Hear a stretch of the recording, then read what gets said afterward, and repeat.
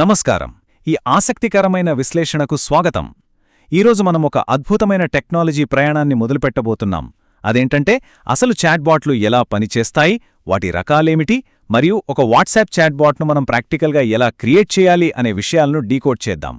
Computer science basics నుంచి practical deployment వరకు అంతా క్లియర్గా తెలుసుకుందాం. ఈ సెషన్లో మనం కవర్ చేయబోయే ముఖ్యమైన పాయింట్స్ ఒకసారి చూద్దాం.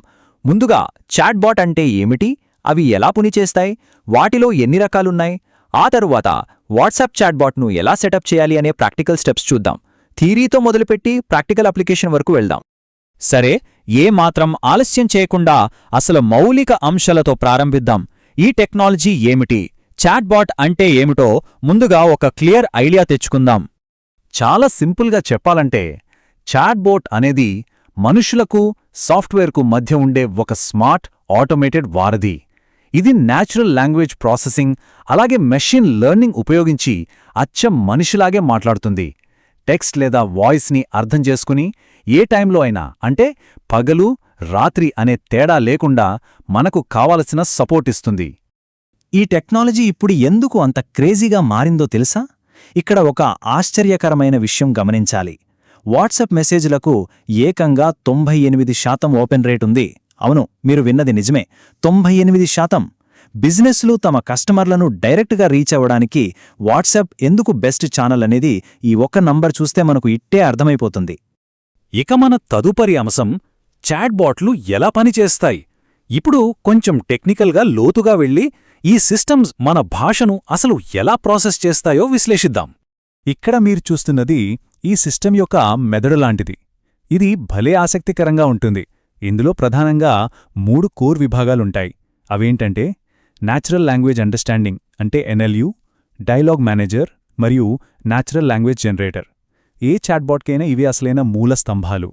ఇందులో ఫస్ట్ స్టెప్ వచ్చేసి NLU అండి. అసలు యూజర్ ఏమడుగుతున్నాడు, అతని ఉద్దేశం ఏంటి అనేది గ్రహించటానికి ఇది టాపిక్ డిటెక్షన్ అలాగే ఇంటెంట్ అనాలిసిస్ లాంటి పద్ధతులను వాడుతుంది. సింపుల్గా చెప్పాలంటే మన మనసులోని భావాలను మెషిన్ డీకోడ్ చేసే ప్రాసెస్ ఇక్కడే జరుగుతుందన్నమాట. నెక్స్ట్ డైలాగ్ మేనేజర్ రంగంలోకి దిగుతుంది. ఇది ఒక కీలకమైన నిర్ణయాధికారి లాంటిది. NLU నుండి వచ్చిన డేటాను తీసుకుని దానిని విశ్లేషించి, సరే ఇప్పుడు దీనికి ఎలాంటి సమాధానం ఇవ్వాలి అని నిర్ణయిస్తుంది.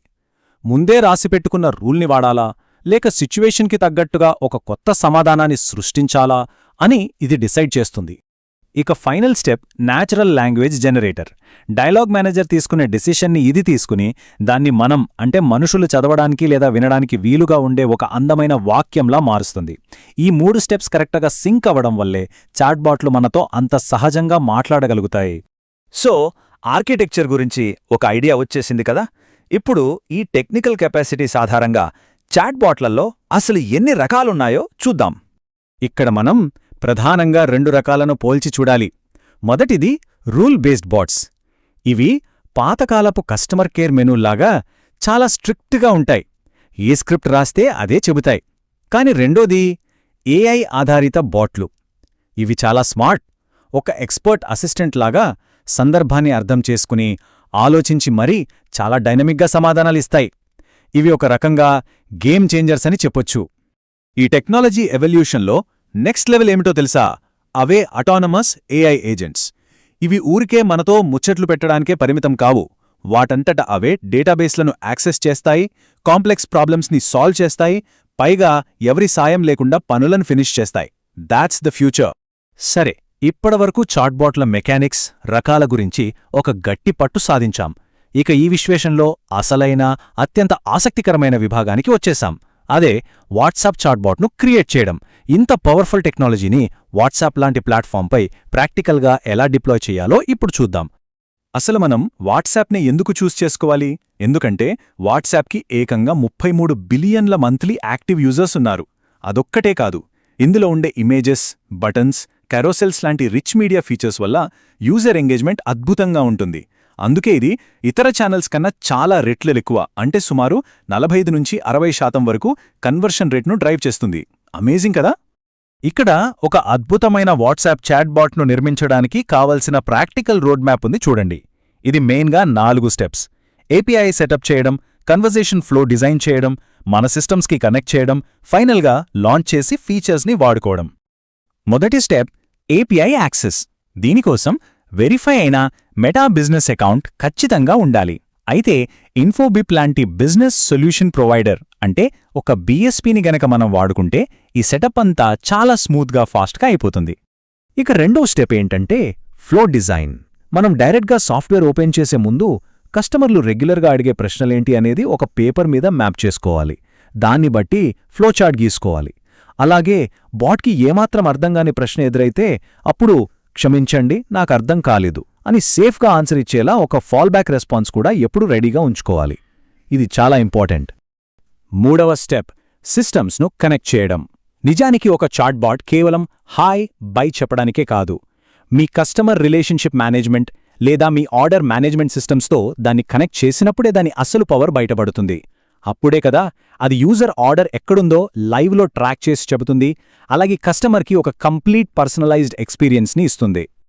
ఇక ఫైనల్ స్టెప్ చాట్బాట్ రెడీ అయిపోయి లైవ్లోకొచ్చాక ఇక మ్యాజిక్ మొదలవుతుంది. ఆఫ్లైన్ నుంచి కస్టమర్లను ఆన్లైన్కి తీసుకురావడానికి క్యూఆర్ కోడ్లను వాడొచ్చు, లేదా యాప్ లాంటి ఫామ్స్ని డైరెక్ట్గా వాట్సాప్ చాట్ లోపలే సబ్మిట్ చేసేలా వాట్సాప్ ఫ్లోస్ అనే అద్భుతమైన ఫీచర్ని యూజ్ చేసి కస్టమర్ ఎంగేజ్మెంట్ని నెక్స్ట్ లెవెల్కి తీసుకెళ్లొచ్చు.